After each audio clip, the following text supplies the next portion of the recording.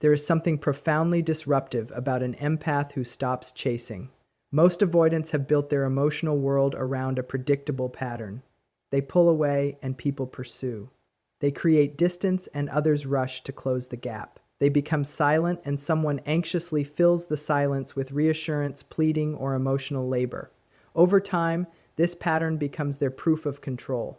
It confirms their unconscious belief that intimacy can be managed from a distance, that connection can be regulated on their terms, and that no matter how far they retreat, the other person will remain emotionally available. Then they meet an empath who changes the entire dynamic. This empath feels deeply. They care genuinely. They offer warmth, understanding, and emotional presence. But unlike the others, they do not chase. They do not abandon their self-respect in the name of love. They do not confuse empathy with self-erasure. They remain open-hearted, but they are grounded. They are emotionally available, yet internally anchored. And for the avoidant, this becomes psychologically destabilizing because the avoidant expects pursuit. They expect that distance will increase the other person's emotional investment. They expect silence to create anxiety. They expect withdrawal to trigger desperation. These expectations are not random. They are rooted in the emotional patterns they have experienced over and over again. Their defenses are designed around these reactions. But when the empath does not respond in that familiar way, the avoidant loses the emotional script that has protected them. For the first time, distance does not create control. Instead of chasing, the empath remains calm.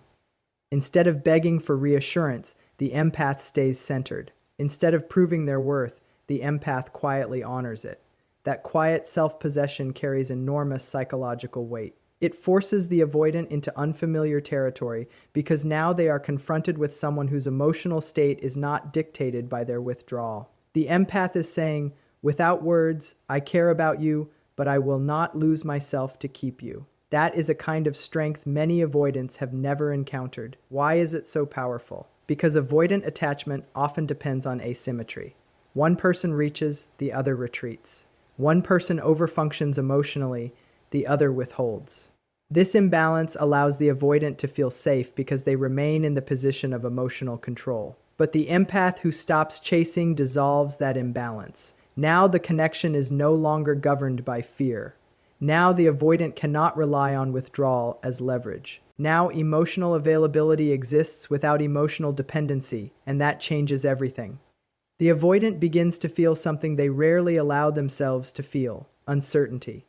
They begin to wonder if this person might actually leave. They begin to sense that the love being offered is genuine but not guaranteed. And in that realization, the emotional walls begin to shake. Because what makes someone unforgettable is not intensity, it is integrity. The empath who chases may be deeply loving, but their pursuit often reassures the avoidant that they hold the power. The empath who remains present without pursuit communicates something far more profound. My love is real, but so is my boundary. That message is unforgettable because it combines warmth with strength, and human beings are deeply moved by what they cannot manipulate. The avoidant may not consciously understand why this empath affects them so deeply, but internally, they feel the difference. They feel the absence of desperation. They feel the dignity in the silence. They feel the presence of someone who is emotionally generous, but not emotionally dependent. This creates respect. And respect, in many cases, reaches deeper than affection. Because affection can be taken for granted. Devotion can be expected. But self-respect commands attention. It interrupts old patterns. It forces reflection. It awakens the awareness that love does not have to come wrapped in neediness. For the avoidant, this realization is transformative because it reveals a new model of intimacy, connection without control. And that is what makes this empath unforgettable. Not because they demanded attention, not because they fought to be chosen, but because they embodied a rare kind of emotional power, the power to care deeply without surrendering themselves. That kind of presence lingers in the mind of the avoidant long after the moment has passed, because it represents something they secretly long for, but struggle to trust. Love that is steady, love that is mature, love that does not collapse under fear. The empath who stops chasing becomes unforgettable because they reveal that real love does not beg. it stands. And sometimes the strongest act of love is the refusal to run after someone who expects you to. What makes a securely grounded empath so unsettling to an avoidant is not intensity, not drama, and not pursuit. It is calm presence. Avoidants are often not reacting to love itself, they are reacting to what love activates inside them.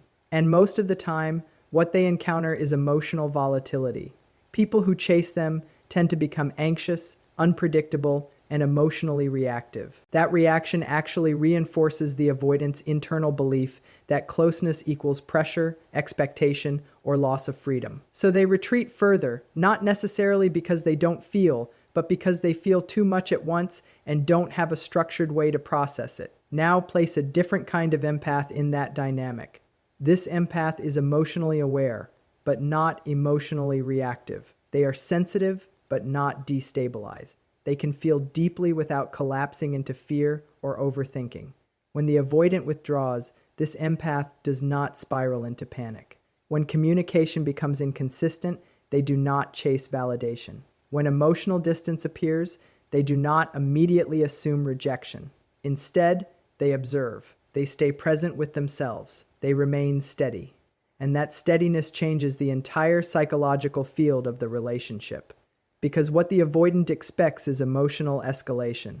What they are used to is someone trying to close the gap at any cost. But what they encounter instead is someone who does not abandon themselves in the process of loving them. This creates an internal contradiction for the avoidant. On one hand, there is emotional safety. The empath is not demanding, not controlling, not overwhelming. There is no pressure to perform emotional availability. There is no manipulation through guilt or fear. This feels safe to the avoidant nervous system. But on the other hand, there is something far more confronting: emotional accountability. Because the empath's calm presence silently communicates something very important. I can love you without losing myself, and I will not participate in a dynamic that requires me to abandon my stability. That message does not attack the avoidant. It does not accuse them. It does not chase them. But it does expose something they usually avoid seeing. It reveals that emotional withdrawal is not neutral. It has impact. It affects connection. And more importantly, it is being witnessed without distortion. This is where the mirror effect begins. Avoidants often live with internal narratives that justify distance. They tell themselves they need space, that closeness is overwhelming, that people are too demanding. And in many cases, those narratives feel true because they have never been reflected back through a stable emotional presence. But the securely grounded empath does something different. They do not amplify the avoidance fear, nor do they feed it. They simply remain emotionally consistent in their own values. And consistency is what creates psychological pressure, not aggression, clarity. The avoidant begins to notice something uncomfortable. Their usual strategies are not producing the same effect.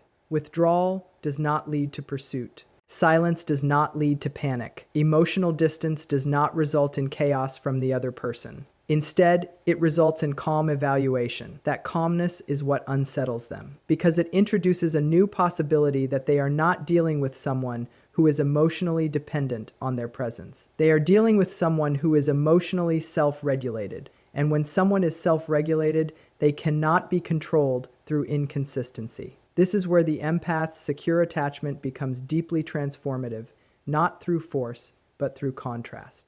It exposes the avoidant to a different emotional architecture, one where love does not equal anxiety, one where connection does not require self-abandonment, one where presence is chosen, not demanded. And that exposure creates internal friction. The avoidant may not immediately change their behavior, but something begins to shift internally. They start to recognize that their usual patterns are not being met with chaos, but with clarity. And clarity is far more confronting than emotional reaction, because clarity removes ambiguity. It removes excuses. It removes the illusion that their behavior has no emotional consequence. And in that space of clarity, the avoidant is no longer dealing with someone who is trying to fix them. They are facing someone who is simply no longer willing to participate in emotional instability. That is the real power of secure empathy. It does not force change. It reveals reality. And when reality is no longer distorted by chasing, pleading, or emotional escalation, the avoidant is left with something they cannot easily escape: self-awareness. And self-awareness, when it finally arrives, is the beginning of every real transformation. Because once someone sees clearly how their emotional patterns affect connection, cannot fully unsee it again. The securely grounded empath does not win through pursuit. They win through presence. And presence, when stable enough, becomes a mirror that no defense mechanism can fully ignore. In the end, what unsettles the avoidant is not that someone demands more from them. It is that someone no longer needs to chase them to be emotionally real. And that changes everything. Because when love is no longer dependent on pursuit, avoidance loses its power. And what remains is truth, quiet, undeniable, and impossible to fully dismiss. What we need to understand here is that emotional attachment is not just about intensity in the moment. It is about the imprint someone leaves on your nervous system. An avoidant may walk away from many people, often convincing themselves that it was not that deep or not the right fit. But every now and then, there is one connection that doesn't leave cleanly. It stays. It lingers. Not because it was chaotic, but because it was real in a way that bypassed their usual defenses. And that is where this empath type becomes psychologically significant. This empath creates emotional presence. Not noise, not pressure, not performance, but presence. And presence is rare. Because most people, when they connect with someone emotionally unavailable, immediately begin adjusting themselves. They either become more anxious, more demanding, or more performative in order to secure closeness. That dynamic is loud. It is unstable. And the avoidant learns to categorize it as overwhelming. But the empath we are talking about does something different. They do not abandon their emotional depth, but they also do not distort themselves to gain proximity. They meet the avoidant with authenticity. They listen without overreaching. They care without collapsing. They engage without losing their center. That combination is what creates emotional imprinting. Because what the avoidant experiences in that moment is not pressured as ease, not demanded as understanding, not pressured as connection that feels clean. And clean emotional connection is something the avoidant psyche is not used to trusting, but it is something they remember. Now, here is where the deeper psychological mechanism comes in. Avoidants often maintain emotional distance because closeness feels like loss of autonomy.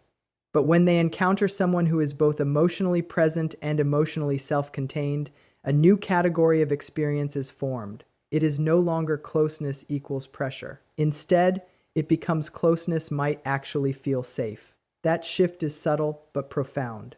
And even if the avoidant does not stay in the connection, the nervous system registers it. Because the body remembers emotional safety long before the mind rationalizes it. So, when they leave, they may convince themselves they are fine. They may detach outwardly. They may even minimize the significance of the connection. But internally, something does not reset, because emotional presence of that quality is not easily replaced. What follows is a comparison effect. Not conscious at first, but deeply felt. Other interactions begin to feel slightly flatter, slightly more transactional, slightly more effortful. Not because those people are less valuable, but because they do not carry the same depth of attuned presence. And this is where the empath becomes unforgettable. Not because they were the most intense, not because they were the most demanding, but because they were the most emotionally coherent experience the avoidant has had. There was also another layer here that is often missed. The empath does not just create connection with the avoidant, they create recognition. The avoidant feels seen in a way that does not feel invasive. They are not analyzed, not chased, not pressured into emotional exposure. Instead, they are met where they are. And being seen without being chased creates a rare internal conflict for the avoidant. It softens defenses without triggering resistance. It opens emotional awareness without forcing emotional surrender. That is why the memory stays alive. Because human beings do not forget environments in which they felt both safe and understood. Those experiences create emotional benchmarks. They become reference points in the subconscious. Even if consciously dismissed, they remain as a kind of internal standard.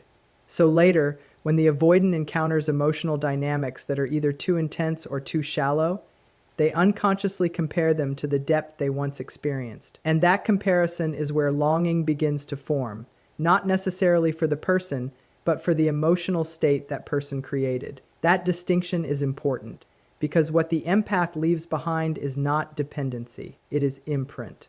A psychological imprint of what it feels like to be emotionally met without being emotionally consumed. And that is why distance does not erase them. In fact, distance often amplifies the memory, because absence removes distraction. Without the ongoing interaction, the mind revisits emotional moments more clearly. The nervous system replays what felt meaningful, not what felt chaotic. So, the avoidant may move on externally, but internally, they are still processing something unresolved. The contrast between what they are used to and what they briefly experience. And that contrast becomes a quiet form of emotional awareness. Not dramatic, not immediate, but persistent. Because once someone has experienced emotional presence that does not demand self-abandonment, they begin to recognize its absence everywhere else. And that recognition is where transformation slowly begins to form. Not through pursuit, not through pressure, but through memory that refuses to fully fade. And in the end, what makes this empath unforgettable is not that they held on too tightly, but that they offered something rare enough to be remembered even in their absence. Because people do not forget how it felt to be emotionally safe and emotionally seen at the same time. They just take time to understand what they lost. And sometimes that understanding arrives long after the person is gone. What we're really talking about here is a turning point in emotional dynamics.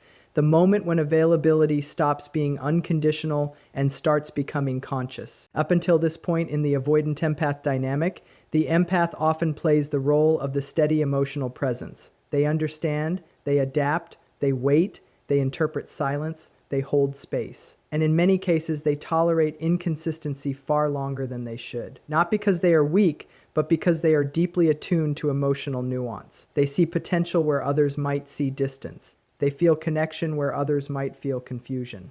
But something important happens when that empath begins to evolve. They start to recognize that love without reciprocity is not depth. That is depletion. And so they shift, not in anger, not in retaliation, but in clarity. They stop overextending. They stop filling emotional gaps that were never acknowledged. They stop interpreting inconsistency as something they must fix. And instead, they begin to set boundaries that are not harsh, but grounded. This is where the real psychological shift occurs. Because for an avoidant, inconsistency is normal. Distance is familiar. Emotional ambiguity is comfortable. But boundaries are different. Boundaries introduce structure into something they have kept fluid. And structure removes the ability to remain undefined in the relationship. When the empath begins to say, directly or indirectly, I will not continue engaging in patterns that leave me uncertain, something changes in the emotional field. The avoidant is no longer interacting with someone who is endlessly available, regardless of behavior. They are now interacting with someone whose presence is conditional on emotional respect. And that condition is not punishment, it is self-respect. This is where boundaries become psychologically powerful, because they do not attack the avoidant. They do not demand transformation. They simply define reality. And reality is what avoidants often unconsciously resist, not because they lack feeling, but because feeling without structure becomes overwhelming. So, when boundaries are introduced, the avoidant is confronted with a new experience. Consequences that are not dramatic, but real.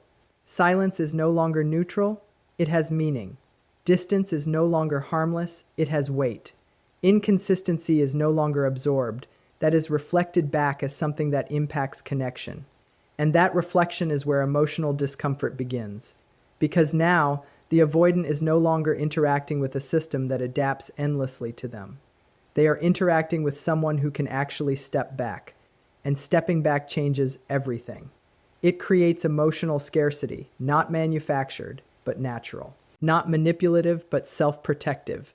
And scarcity, when it is authentic, shifts perception. What was once taken for granted begins to feel uncertain. What was once assumed to always be there becomes something that can actually be lost. This is where deeper emotional awareness begins to surface in the avoidant psyche. Not necessarily expressed outwardly, not immediately acknowledged, but internally registered. They start to notice the absence of effortless access. They start to feel the shift in emotional availability. They start to realize that the dynamic has changed from unconditional presence to conscious engagement, and that change triggers something important: evaluation. Because when access is no longer guaranteed, attention becomes sharper. The avoidant begins to reassess the relationship, not through assumption, but through observation. They start to notice what they previously overlooked: the consistency of the empath's emotional investment, the patience they offered, the understanding that was always present. But now, that presence is no longer automatic, and that is what makes it valuable. There is a psychological truth here that is often misunderstood. People do not value what they receive endlessly without structure. They value what they recognize could be lost. But in this context, loss is not being used as manipulation. It is the natural outcome of emotional self-respect. The empath is not threatening departure, they are embodying choice. And choice is what the avoidant has rarely experienced in relationships that involved emotional depth. Because most dynamics either collapse into pursuit or dissolve into detachment. Few ever reach a point where boundaries are held consistently without emotional escalation. So, when the empath holds that line calmly, something unexpected happens. The avoidant feels the weight of emotional consequence without drama. And that is far more impactful than conflict. Because conflict can be dismissed. Drama can be rationalized, but calm boundaries are harder to ignore. They do not create chaos, they create clarity. And clarity forces reflection. The avoidant may begin to ask internal questions they previously avoided. Was this connection more meaningful than I allowed myself to acknowledge? Did I assume availability without appreciation? What am I actually losing when I withdraw? These are not immediate revelations. They unfold quietly, often after distance has already been created. But they begin here with a boundary that is not reactive, but conscious. And that is why this moment is so pivotal in the overall dynamic, because it marks the transition from unconscious emotional patterns to conscious relational awareness. The empath is no longer just participating in the connection, they are defining it. And when someone begins to define how they will be treated, they change the entire emotional landscape. Not through force, not through demand, but through the simple, powerful act of no longer abandoning themselves to maintain proximity.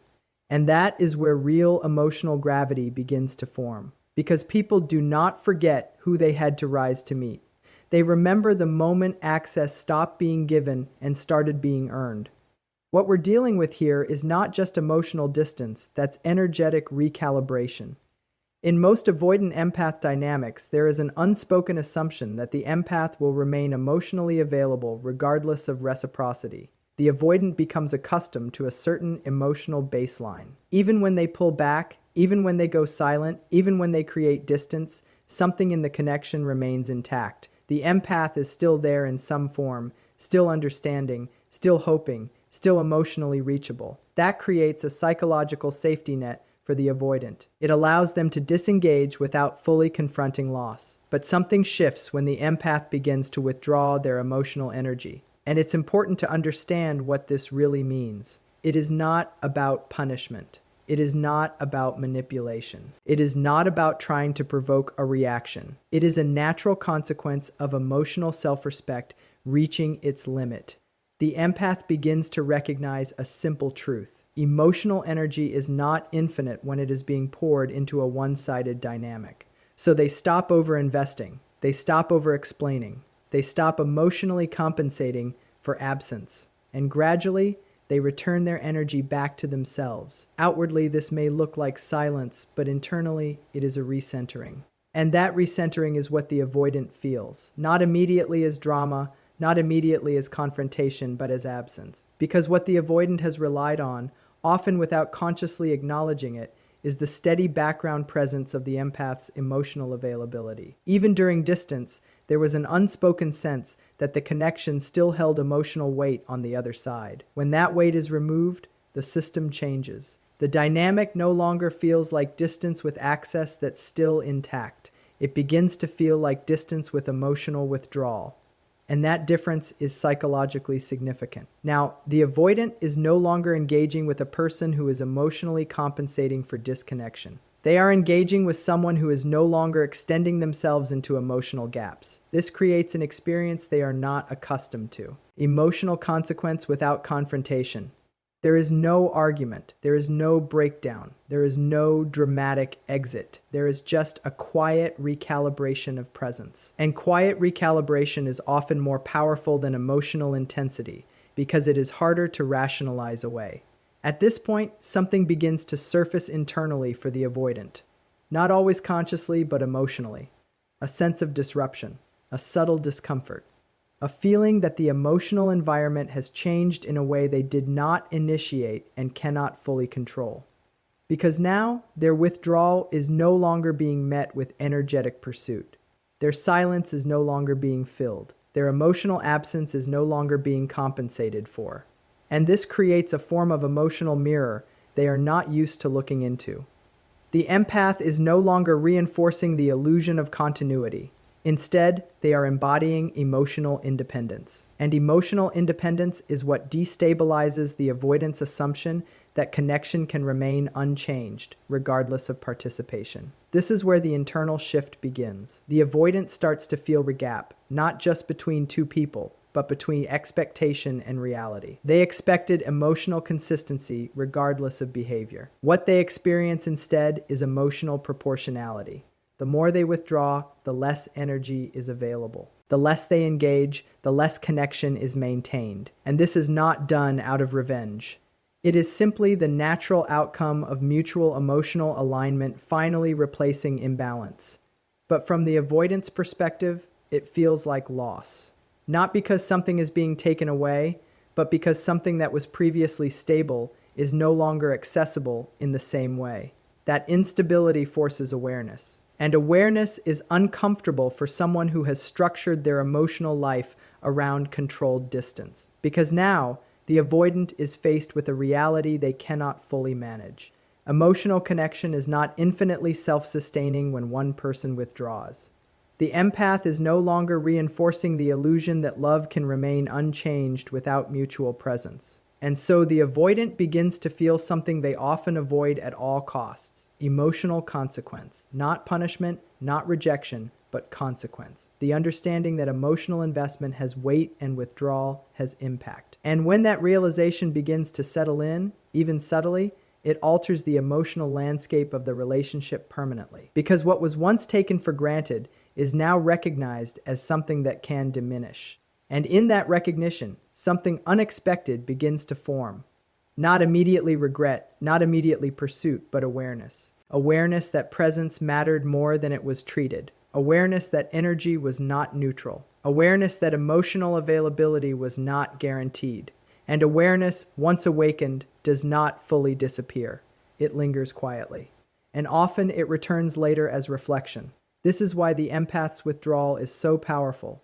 Not because it is loud, but because it is precise. It does not attack. It does not chase. It does not collapse. It simply reclaims emotional energy and returns it to its source. And in doing so, it reveals a truth the avoidant cannot unsee. Connection only feels infinite when it is being continuously fed. When that feeding stops, reality becomes visible. And reality is what ultimately reshapes perception. Because in the absence of emotional compensation, what remains is truth. And truth, once felt, cannot be fully ignored. At the deepest level, this entire dynamic ultimately resolves around one truth. The most powerful empath is not the one who gives the most, but the one who finally chooses themselves without guilt.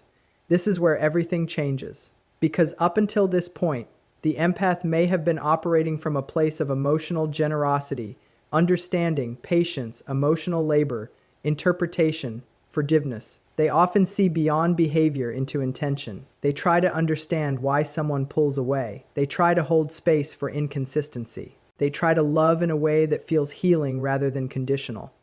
But there comes a point where awareness matures into self-respect. And that is when the empath begins to realize something crucial. Love that requires self-abandonment is not love that can sustain identity. So they shift, not in anger, not in resentment, but in clarity. They begin to understand that emotional depth is not proven by how much pain you can tolerate, but by how aligned you remain with your own values while loving someone else. And that is the turning point where the dynamic fundamentally changes. Because an empath who still feels deeply but refuses to lose themselves becomes something the avoidant has rarely encountered. Emotionally available, yet emotionally unattachable through inconsistency. This combination is psychologically powerful. The empath can understand the avoidance patterns without being controlled by them. They can recognize withdrawal without chasing it. They can acknowledge distance without trying to fill it. And most importantly, they can feel love without turning it into dependency. That is what makes them different. And from the avoidance perspective, this creates a very unfamiliar emotional experience. They are no longer dealing with someone who reacts to every shift in their behavior. They are no longer dealing with someone who overfunctions emotionally to maintain connection.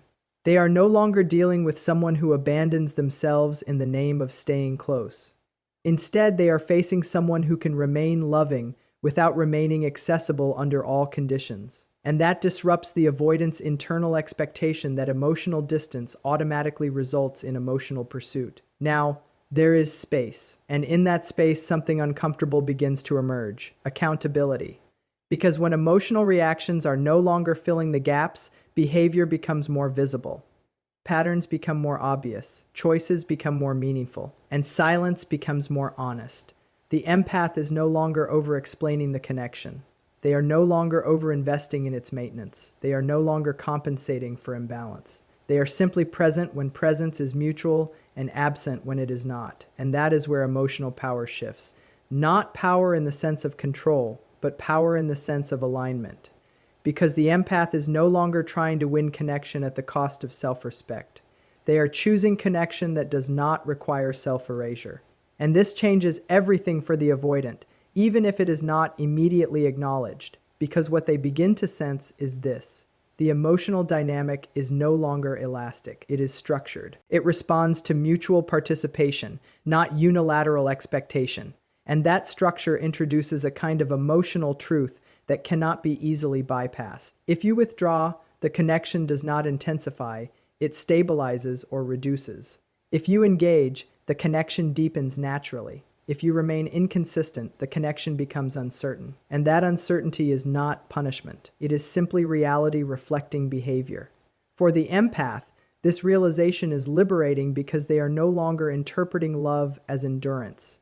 They are no longer confusing patience with sacrifice. They are no longer equating emotional depth with self-neglect. They begin to understand that the highest form of emotional maturity is not staying longer than necessary. It is staying aligned while you are there and leaving when alignment no longer exists. And that is where self-choosing becomes transformative, because when an empath chooses themselves, they stop participating in one of the most common emotional illusions, that love must be proven through depletion. Instead, they embody a different truth. Love is proven through clarity, boundaries, and presence that does not require self-loss. And this is what the avoidant feels most strongly over time.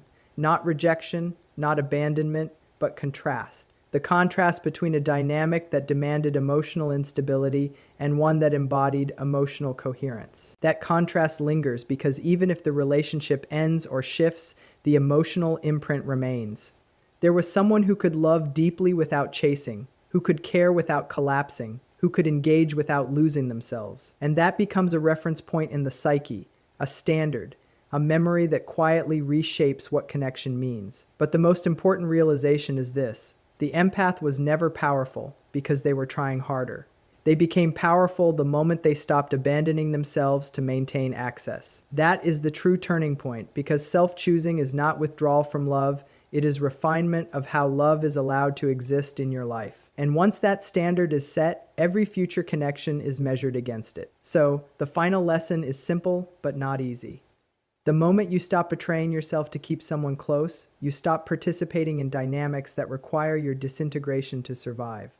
And that is where real emotional power begins, because in the end, the strongest love is not the one that stays at any cost. It is the one that stays without losing who it is.